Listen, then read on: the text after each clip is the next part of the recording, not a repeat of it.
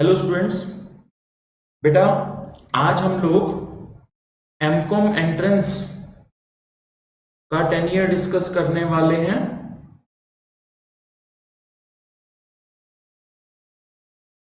हम लोग paper discuss करेंगे आज 2018 का। देखो बेटा, 2018 ऑनवर्ड्स क्या हुआ, 18, 19, 20 ये पेपर थोड़े से डिफिकल्ट आए इन कंपैरिजन टू जो पहले पेपर आया करते थे, उनसे थोड़े से डिफिकल्ट थे। तो हम लोग 18 का डिस्कस कर रहे हैं आज। इसमें देखिए, हम लोग सिर्फ अपना वाला पोर्शन फिलहाल जो डिस्कस करेंगे वो होगा मैथ्स एंड स्टैट्स वाला पोर्शन। आप जानते हैं एक एक यूनिट होती है, टोटल 100 एमसीक्यूज आते हैं, जिसमें से मैथ स्टैट्स के अप्रोक्सीमेटली 25 एमसीक्यूज होते हैं।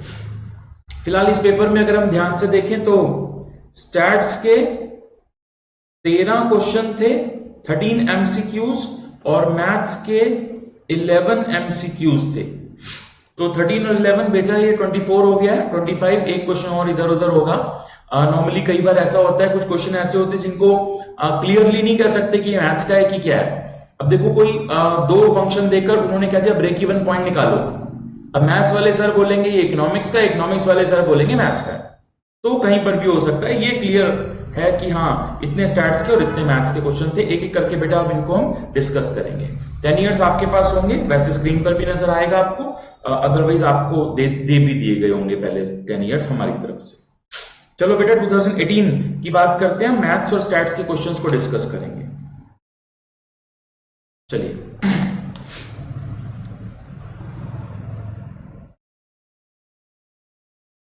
चलिए बेटा, तो ये 10 ईयर है, ये आपके पास होगा। हम 2018 के पेपर की बात कर रहे हैं। इसमें हमारा सबसे पहला ही क्वेश्चन है, ये स्टैट्स का क्वेश्चन है बेटा। क्या बोलता है, if probability of A is 0.5 and probability of B is 0.2, union of A B is इतना। तो हम इसमें क्या करेंगे बेटा,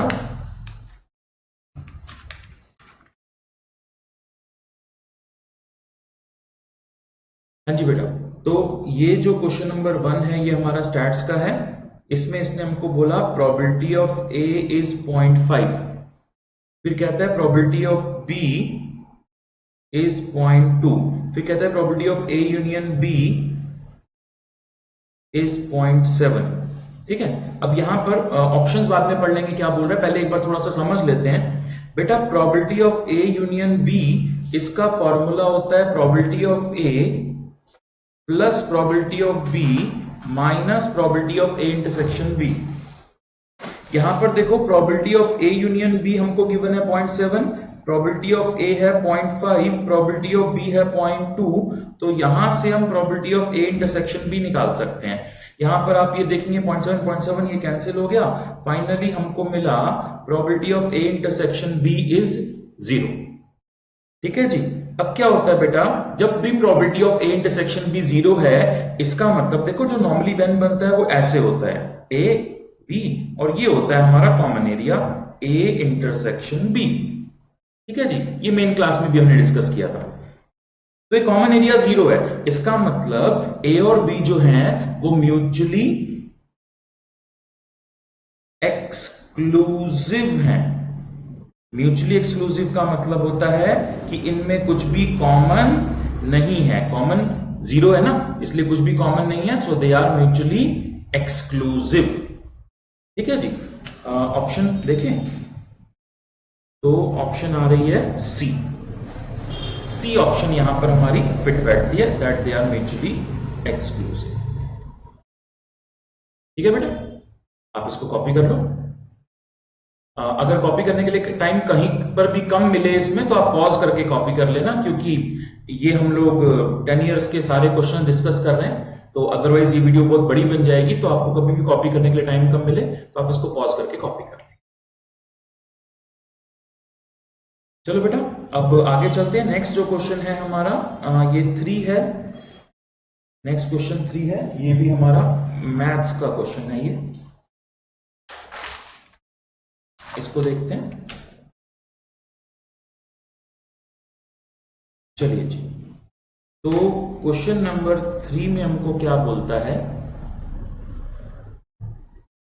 the demand function for an article is P is equal to 35 minus 2x minus x square, थोड़ा सा misprint x square है ये, and the demand x not is 3, ठीक है। Then the consumer surplus will be, बेटा consumer surplus आपने main class में किया होगा मेरे साथ। कंज्यूमर सरप्लस होता है डिमांड फंक्शन जो है उसका इंटीग्रेशन करना है 0 से x not minus x not p not, इस तरीके से हमारा कंज्यूमर सरप्लस आता है। तो सबसे पहला काम हमें क्या करना होता है बेटा, सबसे पहले हम लोग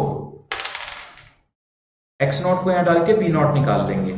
सो p is equal to 35 minus 2 twice of x minus x का क्यूब, यहां से हमको p की कुछ वैल्यू मिल जाएगी, आप इसको सॉल्व कर लेना, p शायद 20 आएगा, ठीक है जी।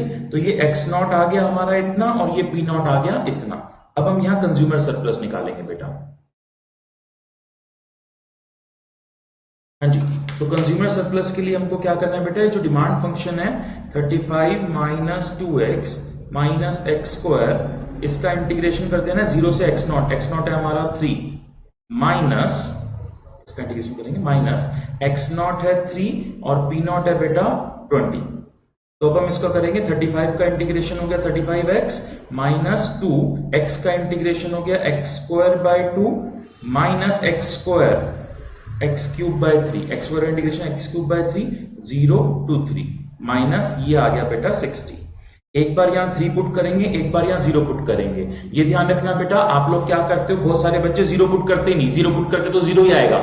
अभी पेपर में ऐसे क्वेश्चन आएंगे जिसमें 0 पुट करके 0 नहीं आ रहा, इस क्वेश्चन में आएगा। वैसे आप 3 पुट करोगे यहां पर तो ये आएगा बेटा 35 इंटू 3 माइनस 2 इंटू 3 का स्क्वायर बाय 2 माइनस 3 का क्यूब बाय 3 माइनस 0 पुट करेंगे तो 0 माइनस 0 माइनस 0, ये 0 ही आ रहा है, इस क्वेश्चन में 0 ही आ रहा है। अब यहां से कैलकुलेशन आप सॉल्व कर लेंगे और आपको आंसर मिल जाएगा। मेरे हिसाब से इस क्वेश्चन का आंसर आ रहा है बेटा, कैलकुलेशन कर लेना आराम से 27। तो ऑप्शंस में अगर हम देखें तो हमारे पास 27 वाली ऑप्शन है डी, तो डी इसका हमारा ऑप्शन आ गया। कॉपी कर लो बेटा आप आराम से, पॉज करके आप कॉपी कर लेना। ये ध्यान रखिएगा, ये पहली बार मैं सिखा नहीं रहा हूं आपको, मैं 10 ईयर डिस्कस कर रहा हूं। इससे पहले मेन क्लास कॉन्सेप्ट वाली जो क्लासेस हैं वो आप ले चुके हो, ठीक है। ये तो हम उसके बाद क्वेश्चंस प्रैक्टिस कर रहे हैं। चलिए कॉपी कर लो बेटा इसको। चलो बेटा अब आगे चलते हैं। इसके बाद ये 4th और 5th ये दोनों हमारे स्टैट्स के क्वेश्चन हैं, एक बार इनको देख लेते हैं।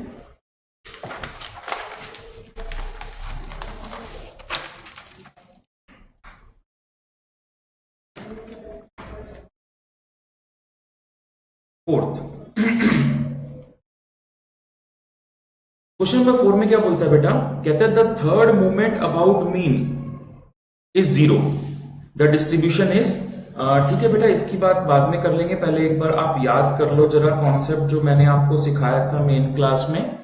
μ1 μ2 μ3 μ4 ये होते हैं 4 मूवमेंट्स अबाउट मीन। ये फर्स्ट मूवमेंट हमेशा 0 होता है, सेकंड मूवमेंट जो होता है वो स्टैंडर्ड डेविएशन का स्क्वायर होता है जिसको हम वेरिएंस भी बोलते हैं।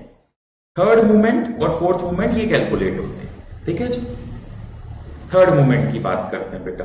ये जो थर्ड मूवमेंट है ये अगर 0 होता है तो हमारा डेटा नॉर्मली डिस्ट्रीब्यूटेड होता है या नॉर्मल डिस्ट्रीब्यूशन होता है। अगर ये पॉजिटिव होता है, थर्ड मूवमेंट अगर पॉजिटिव होता है तो पॉजिटिव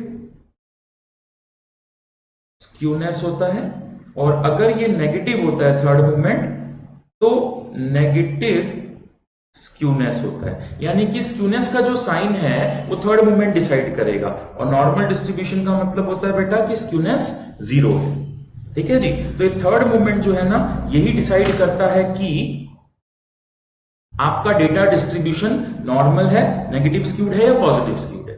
इस क्वेश्चन में इसने हमको बोला third movement about mean is zero, third movement zero है तो डेटा कैसा होगा बेटा, नॉर्मल डिस्ट्रीब्यूशन, और नॉर्मल डिस्ट्रीब्यूशन को सिमेट्रिक डिस्ट्रीब्यूशन भी बोलते हैं।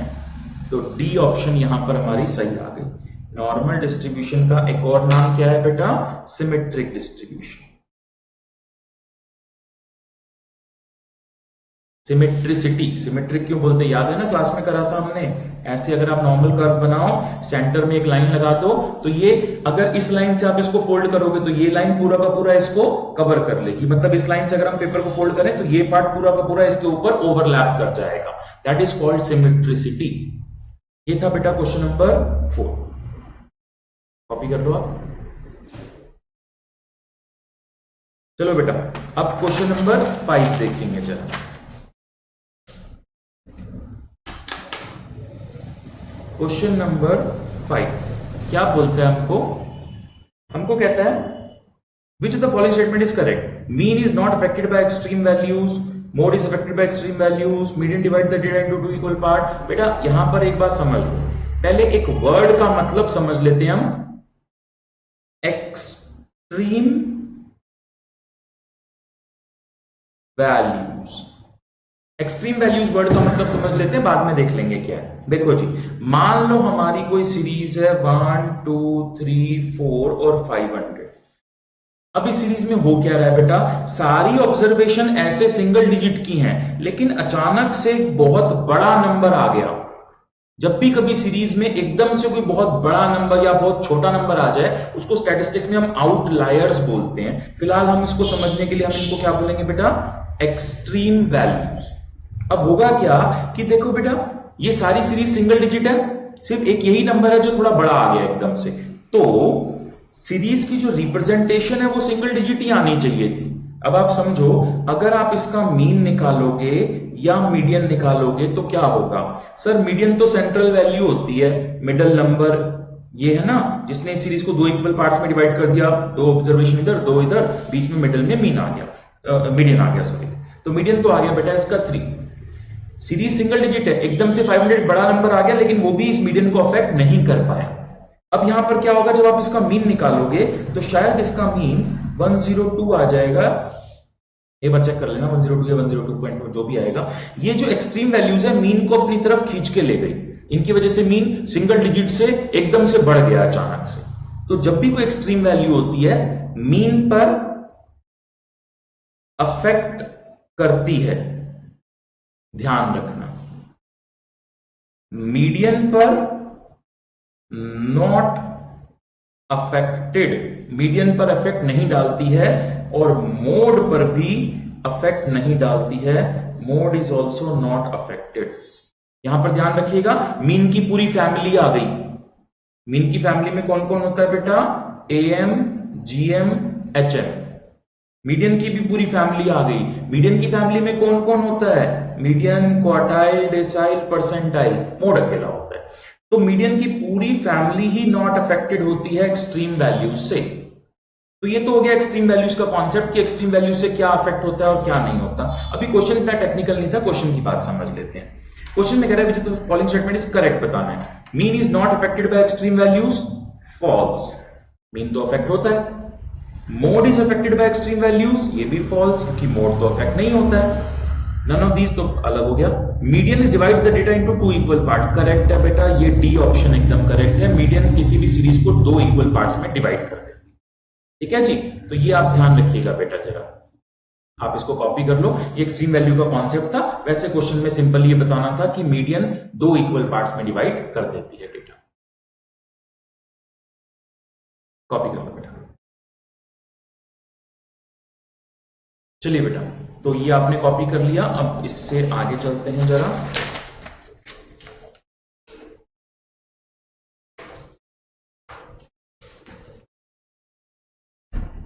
नेक्स्ट जो हमारे स्टैट्स के क्वेश्चंस हैं नेक्स्ट पेज पर, दैट इज 12th है स्टैट्स का और 15 है स्टैट्स का। चलिए बेटा 12 देखते हैं एक बार। 12th क्वेश्चन में बोलता है which probability distribution is most likely to appropriate the use one which use the calculating the probability number of autos passing through toll booth. Auto, ये क्वेश्चन अपने आप में थोड़ा सा दिमाग लगाने वाला था। देखो जरा बेटा, सबसे पहली बात तो ये है नंबर ऑफ ऑटोज पास कर रहे हैं। ये हम जानते हैं कि नंबर ऑफ ऑटो कभी पॉइंट्स में नहीं होगा। कभी ऐसा होगा 1.5 ऑटो पास करा यहां से या 1.75 करा, नहीं। इसका मतलब ये हुआ ये कोई डिस्क्रीट डिस्ट्रीब्यूशन होगा, ये कॉन्टिन्यूअस डिस्ट्रीब्यूशन नहीं होगा। ये बात समझ में आती है? नंबर ऑफ ऑटोज पॉइंट्स में नहीं आएंगे तो कॉन्टिन्यूअस डिस्ट्रीब्यूशन नहीं होगा, ये कोई डिस्क्रीट डिस्ट्रीब्यूशन होगा। एक बार अपना सिलेबस डिस्कस कर लेते हैं बेटा। सिलेबस में डिस्क्रीट डिस्ट्रीब्यूशन में हमारे पास एक है बायनॉमियल डिस्ट्रीब्यूशन, एक है हमारे पास पॉइजन डिस्ट्रीब्यूशन, एक है हमारे पास कॉन्टिन्यूअस में नॉर्मल डिस्ट्रीब्यूशन। यहीं पर ही हम काय स्क्वायर भी करते थे, टी भी करते थे, एफ भी करते थे और ये सब। फिलहाल कॉन्टिन्यूअस तो नहीं, तो कॉन्टिन्यूअस की हमें बात ही नहीं करनी। डिस्क्रीट डिस्ट्रीब्यूशन में दो डिस्ट्रीब्यूशन है, बाइनोमियल और पॉइजन। बाइनोमियल डिस्ट्रीब्यूशन वहां लगता है जहां दो आउटकम्स का केस होता है, सक्सेस फेलियर, ऑटो पास करेगा या नहीं करेगा, ये पूछा होता अगर तो हम बाइनोमियल डिस्ट्रीब्यूशन लगाते हैं, ठीक है। लेकिन इसने बोला है कि कितने नंबर ऑफ ऑटोज पास करेंगे, नंबर ऑफ ऑटोज के बारे में पूछा है बेटा कुछ। तो अब आप एक बात समझ जाओ जरा ध्यान से कि ऑप्शन से देखते हैं क्वेश्चन को। नॉर्मल तो नहीं होगा, ठीक है जी, क्योंकि नॉर्मल डिस्ट्रीब्यूशन कॉन्टिन्यूअस है, और बाइनोमियल भी नहीं होगा। पॉइजन के बारे में थोड़ा सा सोच लेते हैं। एक बात समझना बेटा थोड़ी सी कि टोल बूथ कहां होती है। इस क्वेश्चन में अजीब सा दिमाग लगाने वाली बात थी। टोल बूथ कहां होते हैं बेटा? टोल कहां लगते हैं? जहां पे टोल वाली रोड्स होती हैं। नॉर्मली टोल वाली रोड्स पर ऑटोज नहीं जाते हैं, ऑटोज नहीं जाते हैं, कार्स वगैरह जाती हैं। नॉर्मली टोल वाली रोड पे ऑटो नहीं जाते हैं। तो उस हिसाब से हम ऐसा बोल सकते हैं कि ये एक पॉइजन डिस्ट्रीब्यूशन होगा। पॉइजन तब लगता है जब रेयर इवेंट होता है। रेयर इवेंट का मतलब when probability of success is very low, when probability of success is very low.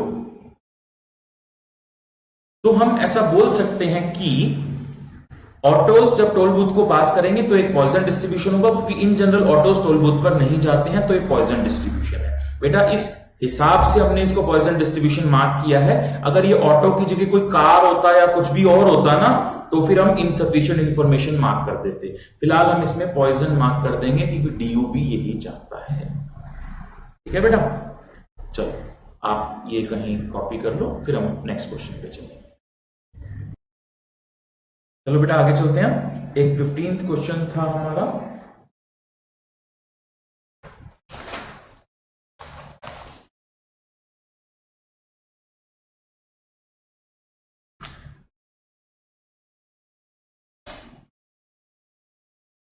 Question number 15 में कहता है इन्फ्रेंशियल स्टैटिस्टिक्स। बेटा एक बार समझ लेते हैं इन्फ्रेंशियल स्टैटिस्टिक्स क्या होता है। देखो एक टर्म होती है पॉपुलेशन,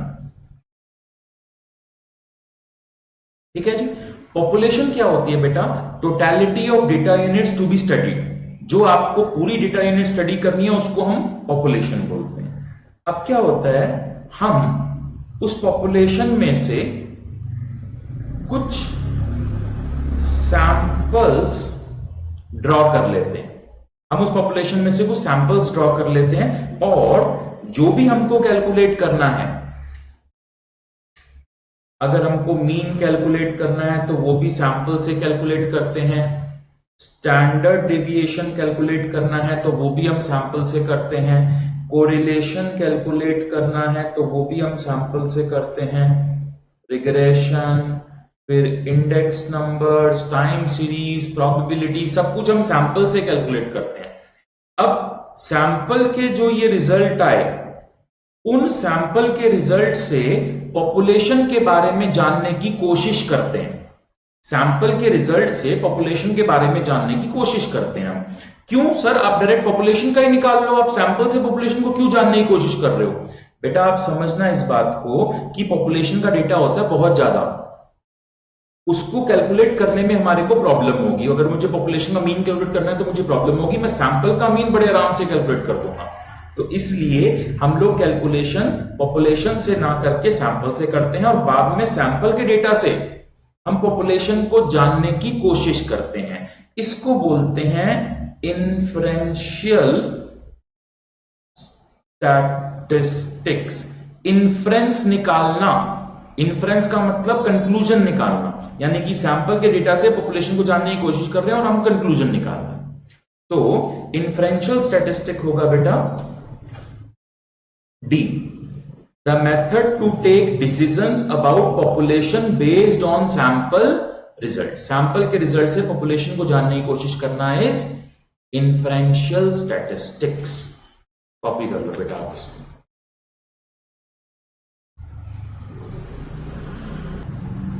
चलिए बेटा, अब इसके बाद जो नेक्स्ट क्वेश्चन है हमारे पास, दैट इज क्वेश्चन नंबर 30।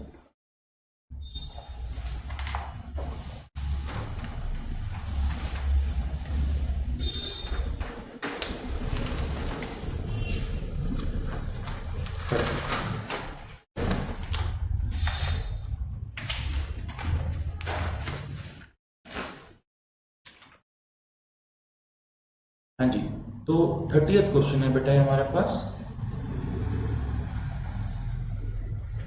क्या बोलता है क्वेश्चन नंबर 30 में? कहता है a pattern of variation of a time series that repeats every year. यहां पर बेटा एक बार मैं आपको याद दिला दूं हमने क्या क्या किया था। टाइम सीरीज, बेटा टाइम सीरीज के जो कंपोनेंट्स हैं, कंपोनेंट ऑफ टाइम सीरीज में हमने 4 कंपोनेंट स्टडी किए थे। पहला कंपोनेंट होता है ट्रेंड, सेक्युलर ट्रेंड भी बोलते हैं हम इसको, ठीक है जी। दूसरा कंपोनेंट होता है सीजन, सीजनल वेरिएशन भी बोलते हैं बेटा हम इसको। तीसरा कंपोनेंट है साइकिल, प्रोडक्ट लाइफ साइकिल या साइक्लिक वेरिएशन भी बोलते हैं। और लास्ट होता है irregular variations.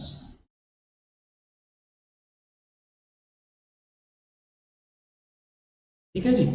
Trend more than 1 year, season less than 1 year, cyclic variation जो प्रोडक्ट लाइफ साइकिल की वजह से होते हैं, और इरेगुलर वेरिएशन जो कभी कभार हो जाते हैं, जैसे स्ट्राइक्स, लॉकआउट्स कभी भी हो जाते हैं ह्यूमन कंट्रोल से बाहर। फिलहाल इन्होंने बोला दैट रिपीट्स एवरी ईयर, कोई चीज है जो हर साल अपने आप को रिपीट कर रही है। बेटा हर साल अपने आप को क्या रिपीट करता है? सीजन। सीजन ही एक ऐसी चीज है जो अपने आप को हर साल रिपीट करता है। अब इस साल जनवरी में सर्दियां हैं तो नेक्स्ट ईयर भी जनवरी में सर्दियां ही होंगी। ये बात समझ में आती है? तो सीजनल वेरिएशन है जो अपने आप को रिपीट करता है every year. So this is D option, seasonal variation. Copy कर लो आप ये चारों।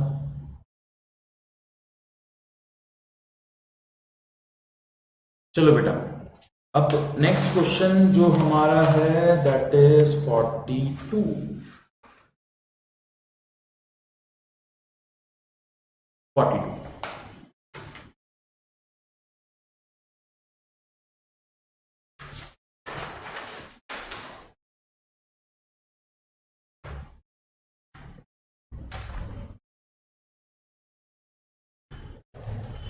क्वेश्चन बेटा, Monica deposit money in a bank paying 16% interest compounded quarterly। इतना इंटरेस्ट आजकल कहाँ मिलता है भाई, 2020-21 में कहाँ मिलता है इतना इंटरेस्ट। चलिए कोई बात नहीं। तो बेटा इंटरेस्ट जो आपको मिल रहा है वो मिल रहा है 16%, यानी कि 16/100 0.16 लिख दिया। और कंपाउंडिंग कैसी है? क्वार्टरली।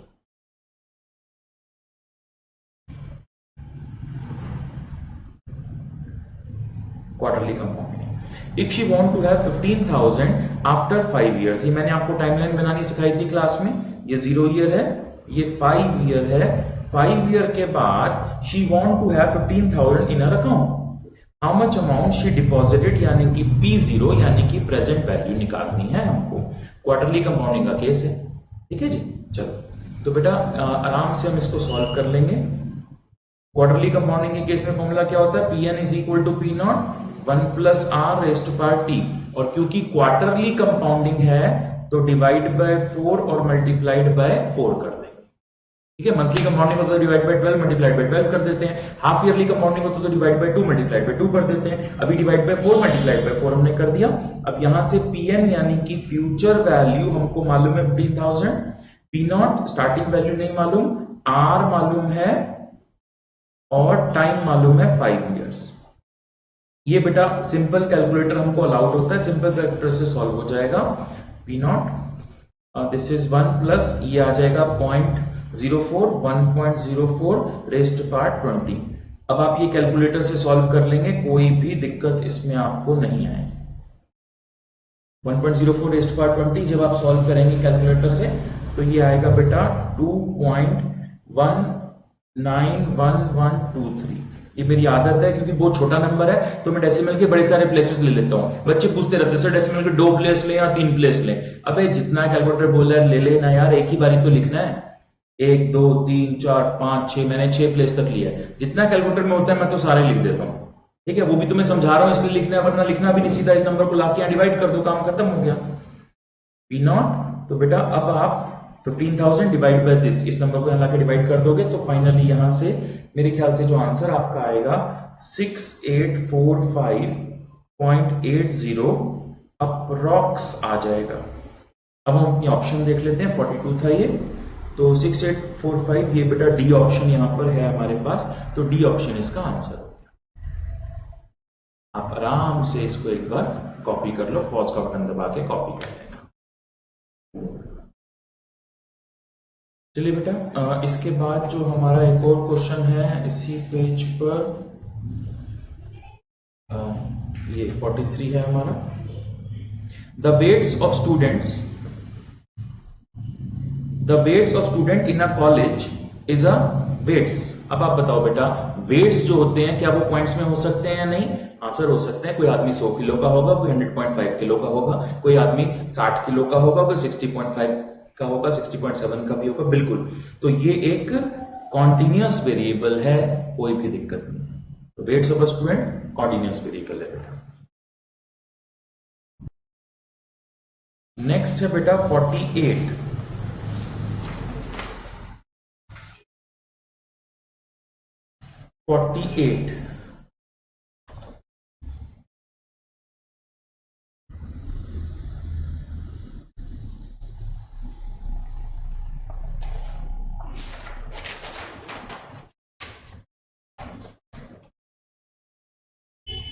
हाँ जी, तो बेटा 48 में क्या बोल रहा है? 48 में कहता है the order of A matrix, A कोई मैट्रिक्स है जिसका ऑर्डर है m into P, B matrix is p into N, B matrix है इसका ऑर्डर है p इंटू एन, ठीक है। Then the order of A B, a into B अगर हम मल्टीप्लाई कर दें तो उसका ऑर्डर क्या होगा ये पूछ रहा है। बेटा एक सिंपल सी बात है जो हमने करी थी क्लास में, इसके नंबर ऑफ कॉलम्स इसके नंबर ऑफ रोज के इक्वल होने चाहिए तभी ये मल्टीप्लाई हो सकते हैं। इसको बोलते हैं कॉन्फॉर्मेबिलिटी कंडीशंस। इसके कॉलम और इसकी रो इक्वल होना चाहिए तभी मल्टीप्लाई होगा, वरना मल्टीप्लाई नहीं हो सकता। और मल्टीप्लाई होने के बाद जो रिजल्ट आता है वो ये आता है, मतलब जो रिजल्ट आता है उसमें पहले वाले के रोज और दूसरे वाले के कॉलम्स होते हैं। तो ए बी का जो ऑर्डर है वो m इंटू एन होगा। ए ऑप्शन मेरे हिसाब से इसमें ठीक है, कॉपी कर लो बेटा। चलिए बेटा अब नेक्स्ट हमको करना है 61, 62।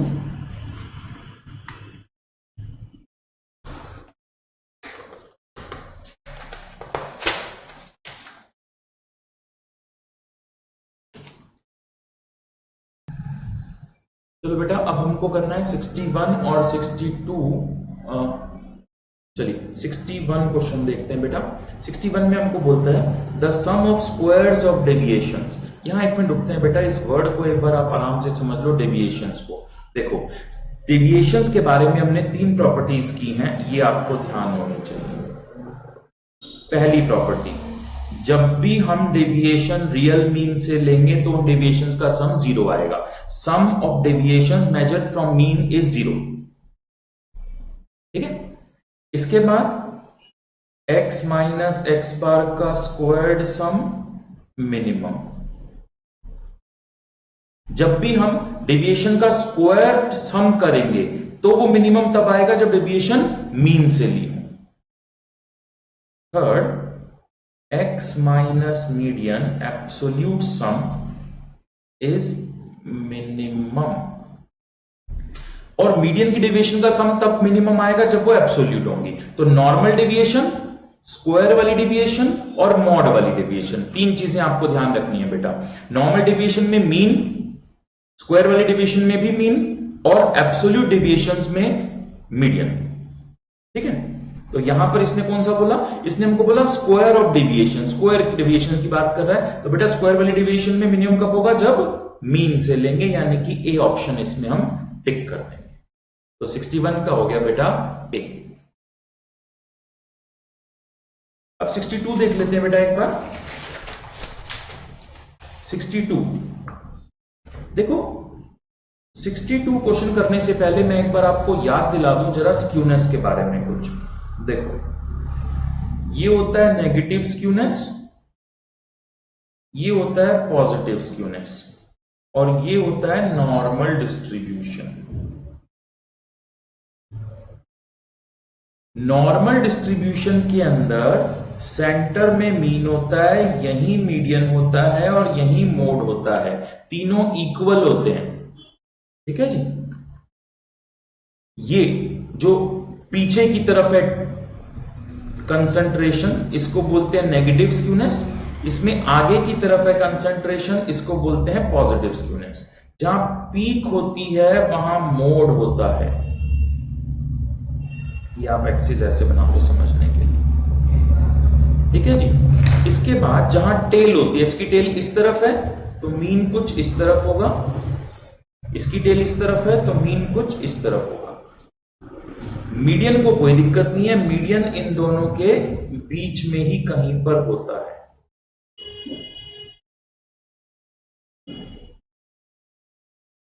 तो फिर अब यहां से देखो, एक्सिस पर 0, 1 2 3 4 5 ऐसे लिखते हैं ना एक्सिस हमेशा, 0 1 2 3 4 ऐसे ऐसे। तो इसका मतलब जो नंबर पीछे होता है वो बड़ा होता है, जो आगे होता है वो छोटा होता है। तो यहां पर सबसे छोटा मीन, फिर मीडियन और फिर मोड। यहां पर मोड, मीडियन और मीन। एक बात। दूसरी बात, स्क्यूनेस के बारे में मैंने आपको एक और चीज बताई थी कि स्क्यूनेस का एक रफ मेजर होता है मीन माइनस मोड। आप इससे रफली चेक कर सकते हो कि स्क्यूनेस नेगेटिव है या पॉजिटिव है। अब आप देख लो बेटा, यहां पर मीन 23 है, मीडियन 24 है, इसकी हमें जरूरत नहीं है, मोड 25.5 है। अब डिस्ट्रीब्यूशन कैसा होगा ये पूछ रहा है। अब आप देखो बेटा, यहां पर मीन माइनस मोड, तो मीन माइनस मोड 23 माइनस 25.5, ये नेगेटिव आ जाएगा कुछ, इसका मतलब नेगेटिव स्क्यूनेस है। मीन माइनस मोड नेगेटिव आ रहा है, मतलब नेगेटिव स्क्यूनेस है। ठीक है जी। तो इसकी ऑप्शन आप देख लो, नेगेटिवली स्क्यूड, सी ऑप्शन यहां बन जाएगी हमारी। ठीक है बेटा, एक बार इसको कॉपी कर लो।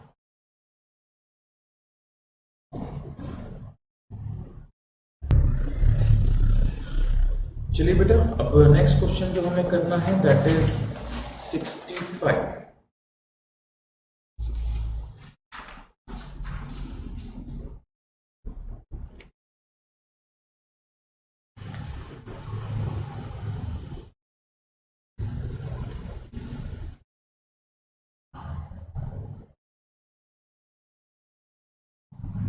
65 में क्या बोलते हैं बेटा, देखो consumer price index is an example of consumer price index.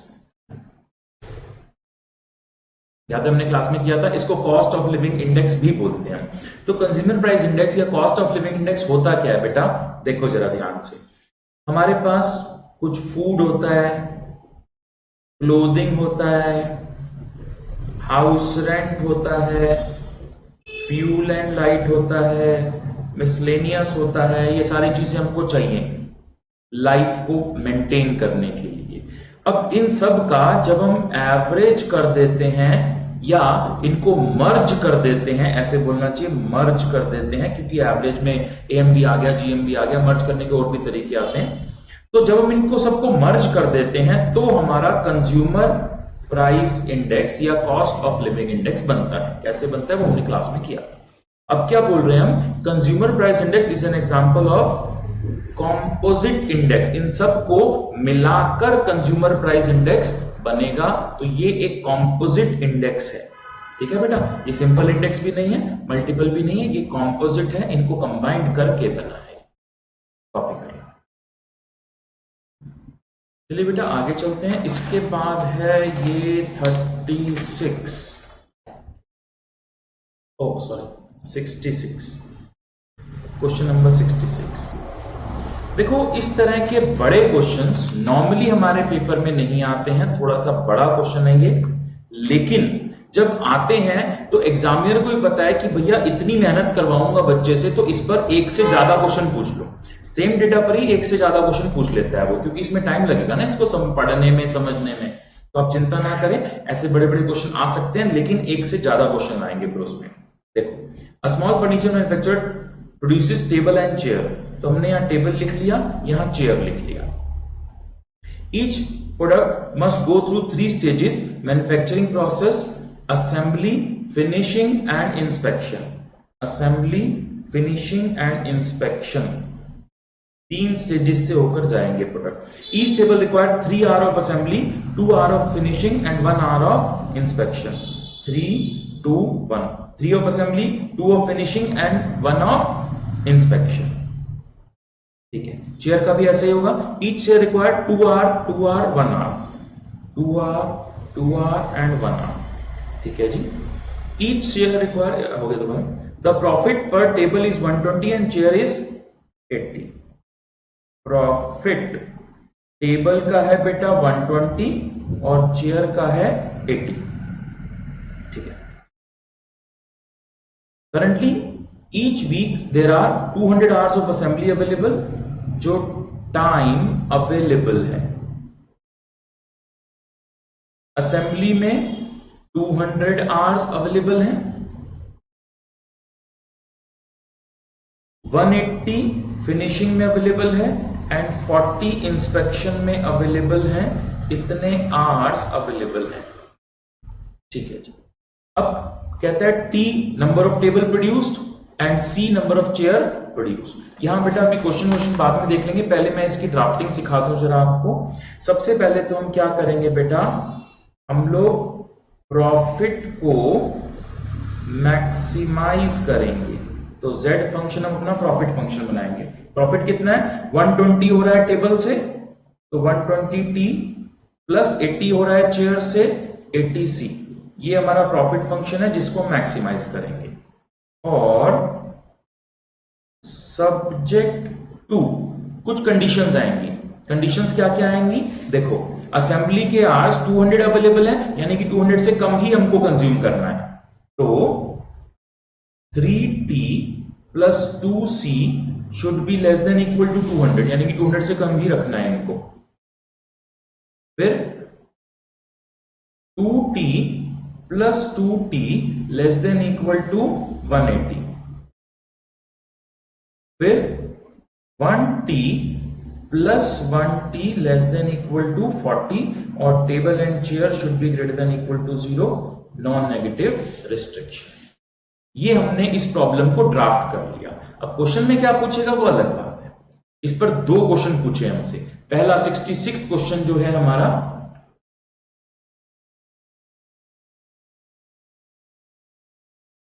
इसमें हमको बोलता है ऑब्जेक्टिव फंक्शन क्या होगा जिसको हमें मैक्सिमाइज करना है। तो हमारा ऑब्जेक्टिव क्या था बेटा, 120, ये था मैक्सिमाइज करने वाला हमारा 120t plus 80c maximise, 120t plus 80c maximise, ये हो गया बेटा इसका 66। ठीक है, और इसी पर एक क्वेश्चन हमसे और भी पूछा इसने, ये 68, सेम वही वाला डेटा हमको दिया, और उसके बाद इसने हमसे क्या पूछा, इसने हमसे पूछा 68 में 66 और 68 भी इसी का ही है। Which of the following should be a necessary constraint, अब नेसेसरी कंस्ट्रेंट कौन सा है इनमें से? तो बेटा कंस्ट्रेंट अगर आप ध्यान से देखो तो हमारे ये 3 कंस्ट्रेंट थे। ठीक है, अब इन तीनों में से ये कौन सा है, यहां पर देखो आप,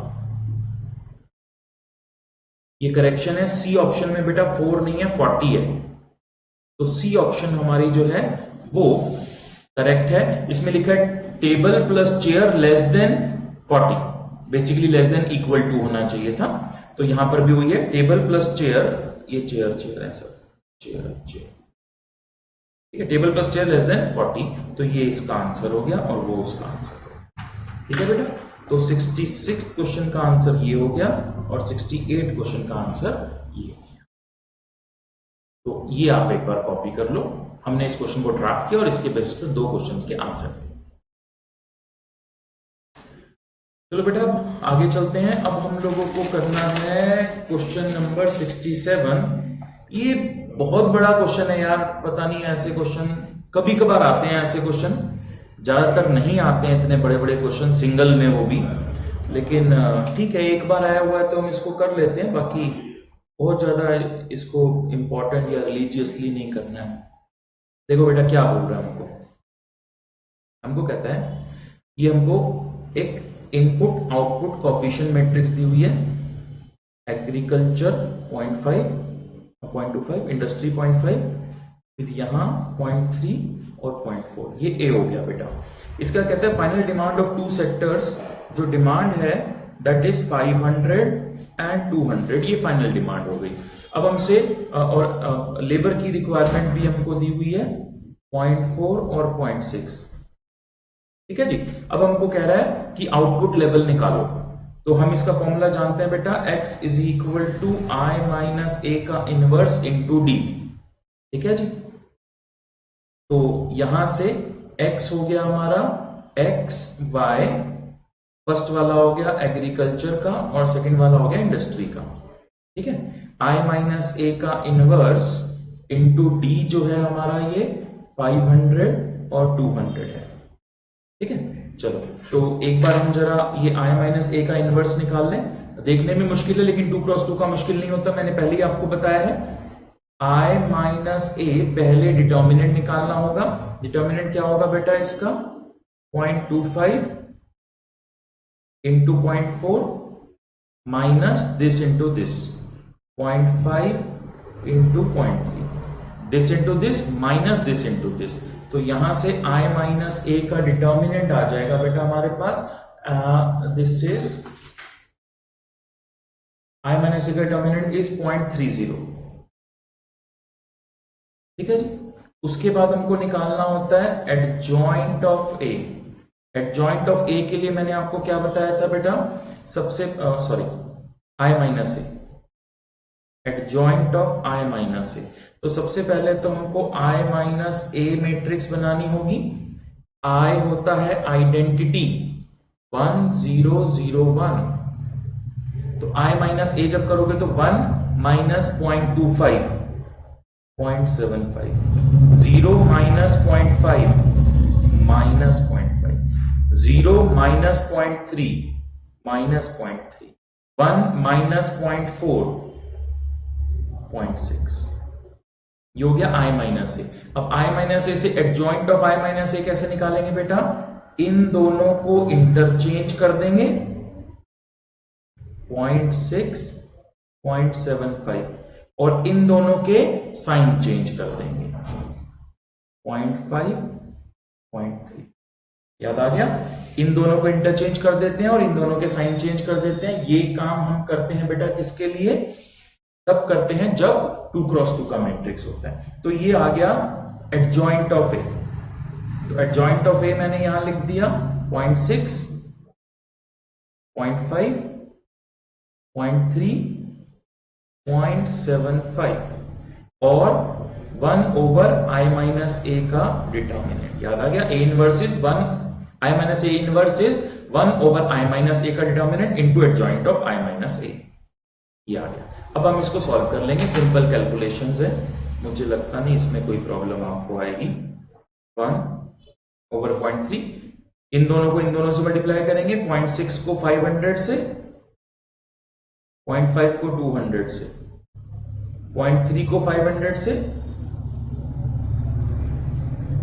0.75 को 200 से, फिर ये आ गया 400 डिवाइड बाय 0.3 और 300 डिवाइड बाय 0.3। अब आप ये कॉपी कर लो और देख लो इनके क्या क्या आंसर्स आ रहे हैं। मेरे हिसाब से 1333.33 x आ रहा है और 1000 y आ रहा है। ठीक है जी, तो ये हमारे आउटपुट लेवल्स आ गए। इसके बाद लेबर रिक्वायरमेंट भी पूछा है। तो बेटा 133.33 और 1000 को मल्टीप्लाई कर देंगे 0.4 और 0.6 से, 0.4 और 0.6। ठीक है जी, तो ये दोनों आके फिर ऐड हो जाएंगे। तो ये मल्टीप्लाई होकर ये आ रहा है 533.33 और 600 यानी कि 1133.33। तो बेटा ये आ गए हमारे x और y के लेवल्स और ये आ गया हमारा टोटल लेबर रिक्वायरमेंट। ठीक है जी, अब इसको देख लें हम ऑप्शन में कहां पर है। ये हमारी ऑप्शंस थी। तो हमारा आया था x 1333 और 1000 y। तो 1333 और 1000 ये रहा एग्रीकल्चर, और ये हमारी लेबर रिक्वायरमेंट कितनी आई थी? 1133। ये लेबर रिक्वायरमेंट हमारी 1133 आई हुई है। ठीक है जी, तो इस क्वेश्चन को ऐसे करेंगे। थोड़ा सा लेंदी क्वेश्चन था, एक क्वेश्चन के हिसाब से थोड़ा सा लेंदी था, लेकिन कोई बात नहीं, एक बार पेपर में आया हुआ है तो आप इसको कॉपी कर लो बेटा।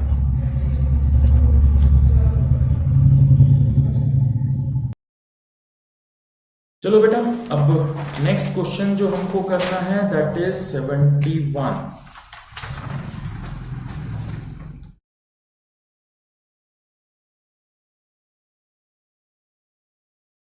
क्वेश्चन 71 करना है बेटा हमको। Find the effective rate of discount. बेटा इफेक्टिव रेट ऑफ डिस्काउंट का फॉर्मूला आपको याद है? इफेक्टिव रेट ऑफ डिस्काउंट का formula 1 minus R raised to power m, 1 minus this. Effective rate of discount है जब compounding yearly, half yearly, quarterly, monthly जो भी होगी, और अगर कॉन्टिन्यूस कंपाउंडिंग होगी तो 1 minus E raised to power minus R. ये इफेक्टिव रेट ऑफ डिस्काउंट के फॉर्मूलाज है।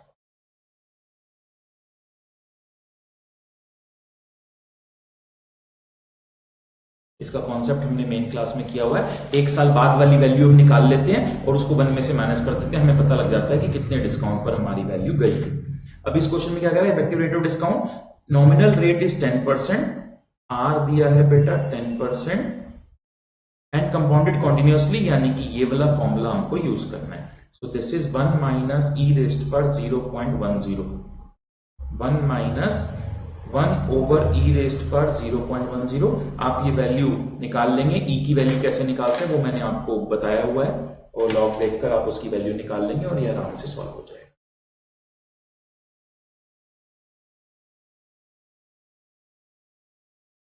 ये आ रहा है 0.0951, 1 में से माइनस करने के बाद आ गया बेटा 9048। ये आ गया बेटा 9048। ई रेज्ड पर 0.10 निकाल के आपने 1 से डिवाइड किया तो 0.9048 आएगा, और 1 में से माइनस करके आ रहा है 0.0951। परसेंटेज में अगर बात करें तो 9.51% अप्रोक्सीमेटली इसका आंसर है 9.51। तो बेटा ये डी ऑप्शन हमको इसकी ठीक लग रही है, डी ऑप्शन हमको इसकी ठीक लग रही है, डी 9.52 हमारा अप्रोक्सीमेटली 9.5 बना। एक बार रफ में मैं आपको बता दूं कि e रेस्ट पर 0.10 जब आपको निकालना होगा तो रफ में कैसे निकालेंगे। मैंने आपको मेन क्लास में बताया था बेटा कि y इज इक्वल टू जो भी आपको e की वैल्यू चाहिए वो अज्यूम कर लेंगे, फिर दोनों तरफ log ले लेंगे, log y is equal to 0.10 log e, फिर उसके बाद log y is equal to 0.10 log e की वैल्यू आपको याद रखनी है 0.4343, और फिर y is equal to anti log of this 0.10 into 0.4343। यहां से आपको ये जो वैल्यू मिलेगी ये इसकी मिलेगी, e रेस्ट पर 0.10 की वैल्यू ये आ जाएगी। इस वैल्यू को उठाकर आप यहां डाल देंगे तो फाइनली ये आ जाएगा। ठीक है जी। एंटी लॉग कैसे देखते हैं, लॉग कैसे देखते हैं, वो मैंने सिंपल कैलकुलेटर पर आपको सिखाया हुआ है। ध्यान रखिएगा आपको टेबल्स नहीं मिलेंगी, आपको सिंपल कैलकुलेटर पर लॉग एंटी लॉग देखना आना चाहिए, वो मैंने आपको मेन क्लास में सिखाया हुआ है। अदरवाइज वो हमारा यूट्यूब चैनल पर भी एक वीडियो है, how to see log and anti log using simple calculator, वहां से भी आप चेक कर सकते हैं। फिलहाल ये हिंट कॉपी कर लो बेटा। इस क्वेश्चन में ये वाला फॉर्मूला नहीं लग रहा, ये लगा क्योंकि कॉन्टिन्यूअस कंपाउंडिंग बोला हुआ था क्वेश्चन में। कॉपी कर लो। चलो बेटा, तो अब इसके आगे हमको करना है नेक्स्ट जो हमारा क्वेश्चन है दैट इज 73। 73 कहता है for a monopolist the demand law is this.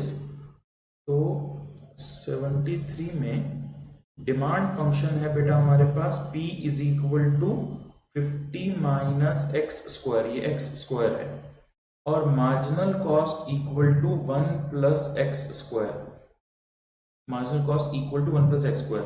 Consumers surplus निकालना है, the price which monopolist will fix.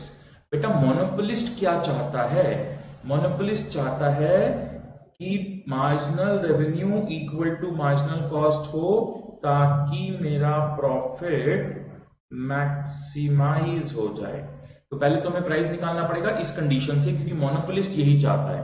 तो सबसे पहले तो हम टोटल रेवेन्यू निकालेंगे p इंटू एक्स, इसमें हमने x मल्टीप्लाई कर दिया, दिस इज टोटल रेवेन्यू। फिर टोटल रेवेन्यू का डेरिवेटिव करके मार्जिनल रेवेन्यू, तो मार्जिनल रेवेन्यू आ जाएगा बेटा, इसका डेरिवेटिव करा 50x का डेरिवेटिव 50 माइनस 3x स्क्वायर, ठीक है, ये आ गया मार्जिनल रेवेन्यू। फिर मार्जिनल कॉस्ट, मार्जिनल कॉस्ट यहां पे दिया 1 plus x square.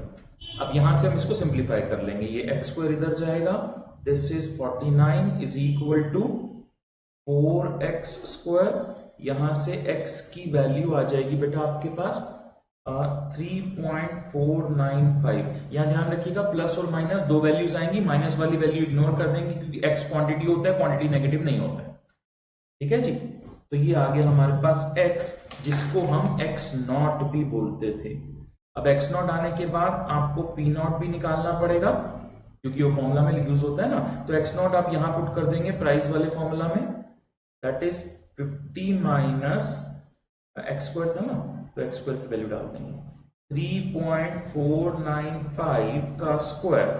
So P not की वैल्यू भी हमारे पास यहां से आ जाएगी बेटा, एक्स की वैल्यू हमने यहां डाल दी डिमांड वाले फॉर्मूला में ताकि हमको पी मिल सके। तो पी हमारे पास यहां से आ जाएगा और पी की वैल्यू है हमारे पास 37.784। ठीक है जी। चलो, तो इसके बाद हमको निकालना है बेटा कंज्यूमर सरप्लस। कंज्यूमर सरप्लस निकालना था, consumer surplus, consumer surplus. Consumer surplus का फॉर्मूला तो आप जानते ही हो, क्या होता है बेटा, डिमांड फंक्शन का integration from 0 to x not minus x not p not.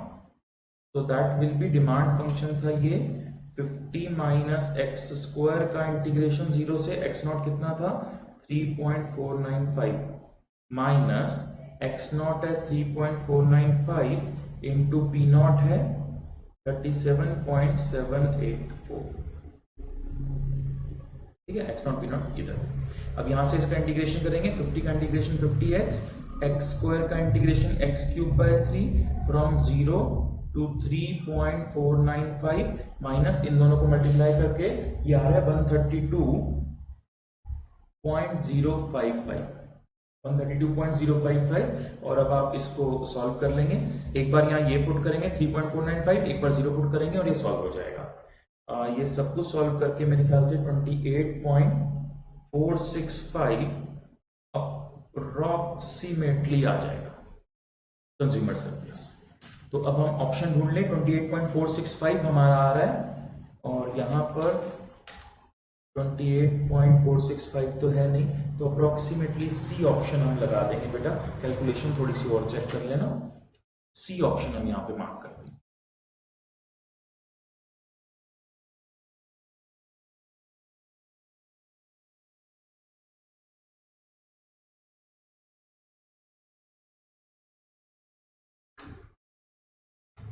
Copy कर लो।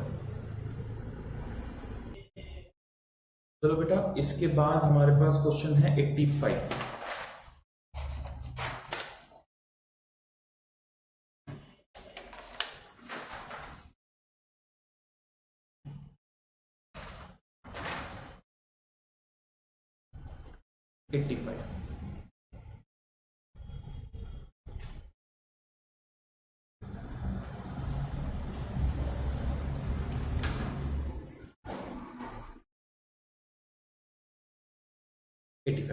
एटी फाइव में कहता है अ लोन ऑफ रुपीज इतना is to be paid certain equal annual installment. Equal annual installment का मतलब बेटा क्वेश्चन बन गया एन्युटीज का। तो लोन आपने कितना ले लिया, 20,000 का आज की डेट में लोन ले लिया, पी नॉट प्रेजेंट है, ठीक है। एनुअल इंस्टॉलमेंट्स आपकी जो जाती हैं एन्युटी में उसको R R R R R R बोलते हैं, और वो जो आर है जो एनुअल इंस्टॉलमेंट जा रही है वो आपकी जा रही है 2470। इंटरेस्ट रेट जो होता है बेटा वो है आपका 4% कंपाउंडेड यानी कि पर एनम ही है। नंबर ऑफ इंस्टॉलमेंट बताना है बेटा आपको, नंबर ऑफ इंस्टॉलमेंट यानी कि एनुअल। तो बेटा आप देखो आपके पास क्योंकि प्रेजेंट वैल्यू है तो आप एन्युटी का प्रेजेंट वैल्यू वाला फॉर्मूला लगाएंगे, R A N I. A N I होता है प्रेजेंट वैल्यू के लिए, एस एन आई होता है फ्यूचर वैल्यू के लिए।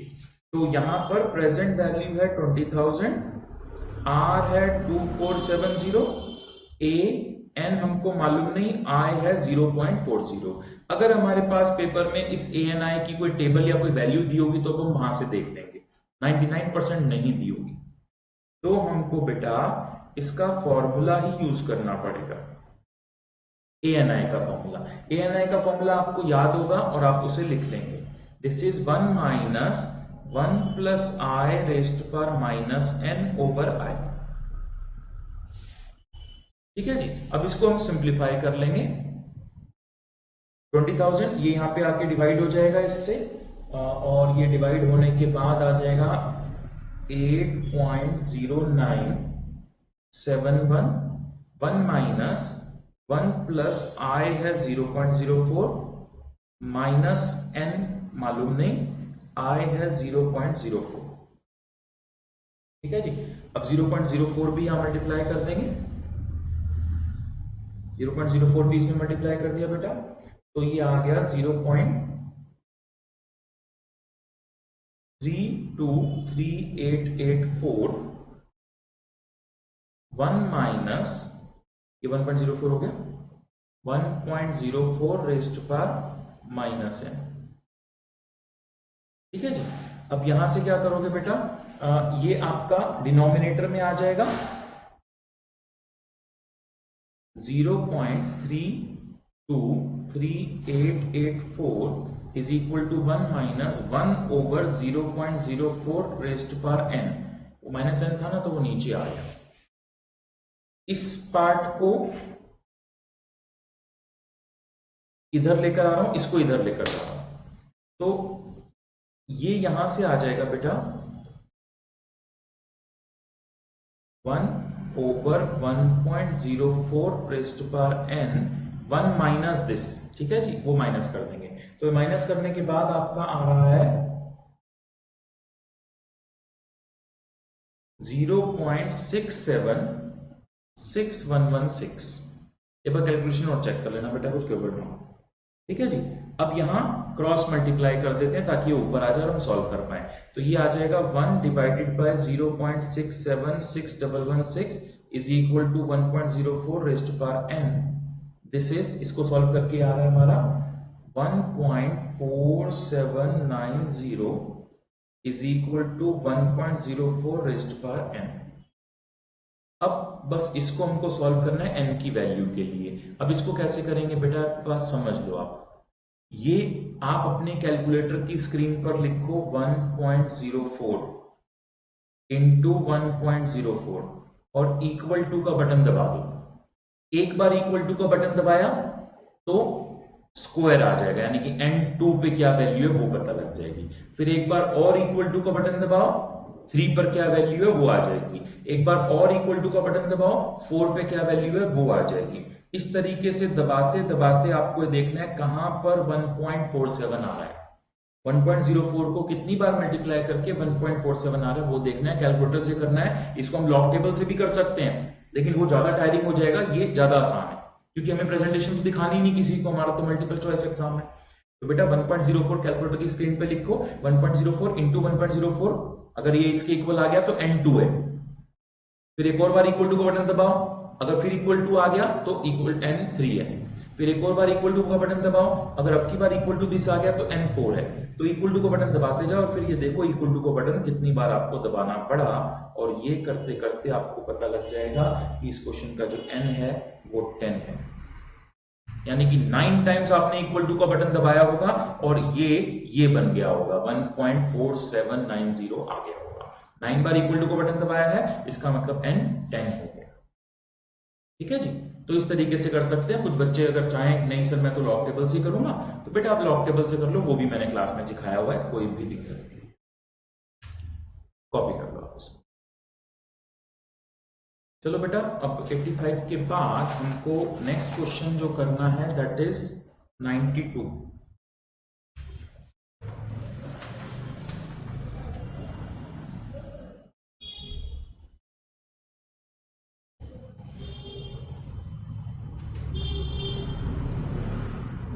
करना है बेटा हमको 92। ये वेरिएंस वाले हैं, ये काफी पॉपुलर है, काफी बार आया एग्जाम में। तो मैं आपको एक बार पहले इसका रूल बता दूं, variance of c into x is equal to c square variance of x।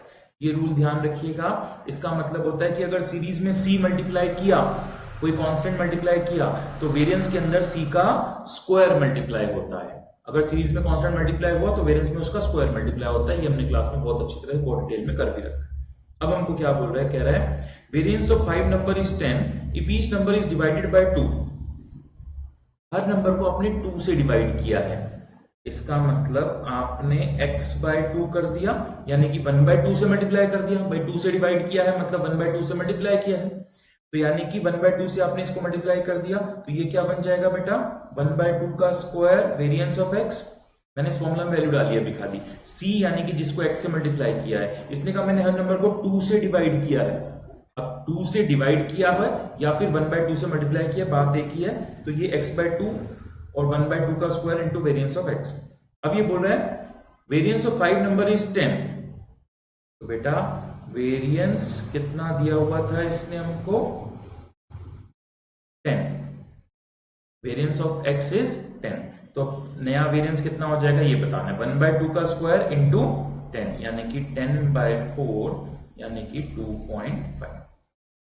ये हमारा ऑप्शन बी बनेगा, ठीक है बेटा। तो ये बात आप ध्यान रखना कि variance of c x is equal to c square variance of x. ये ऑलमोस्ट हर साल आता है पेपर में क्वेश्चन। तो एक्स को जिससे मल्टीप्लाई किया है उसको यहां पे लिखेंगे, फिर उसका स्क्वायर यहां लिखेंगे और जो वेरिएंस क्वेश्चन में दिया है उसको यहां लिख देंगे और आंसर आ जाएगा। कॉपी कर लो। चलो बेटा अब आगे चलते हैं। ये 92 के बाद इस पेपर का अब हमारा मैथ स्टैट्स का लास्ट क्वेश्चन है, क्वेश्चन नंबर 98। 97 ये हमारा मैथ स्टैट्स का इस पेपर का लास्ट क्वेश्चन है 2018 का। 97। अच्छा देखो बेटा 97 Vidya savings account has a balance of इतना, interest rate is I, interest rate है 3%, 3/100, कंपाउंडेड मंथली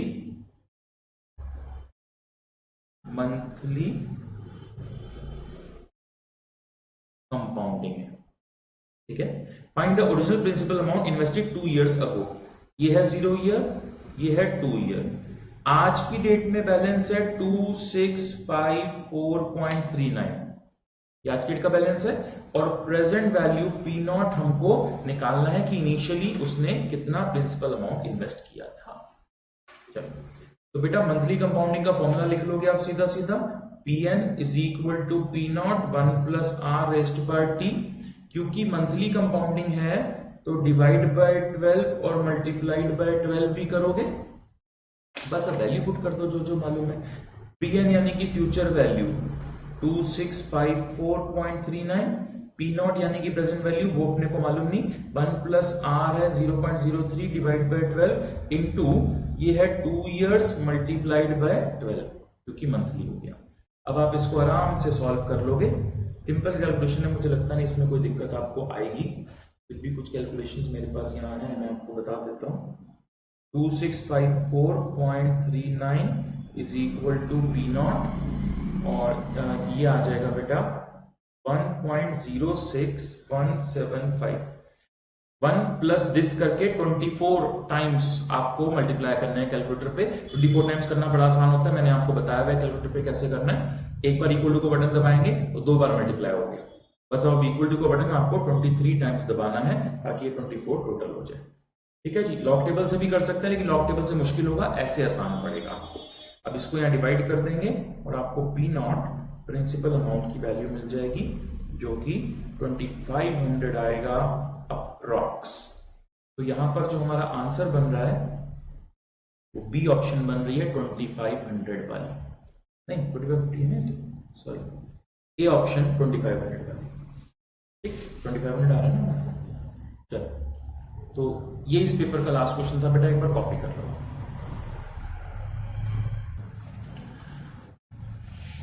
ठीक है बेटा, तो अब आप ये मेरी बात समझ ही गए हो कि आज हमने 2018 का पेपर पूरा पूरा डिस्कस कर लिया है।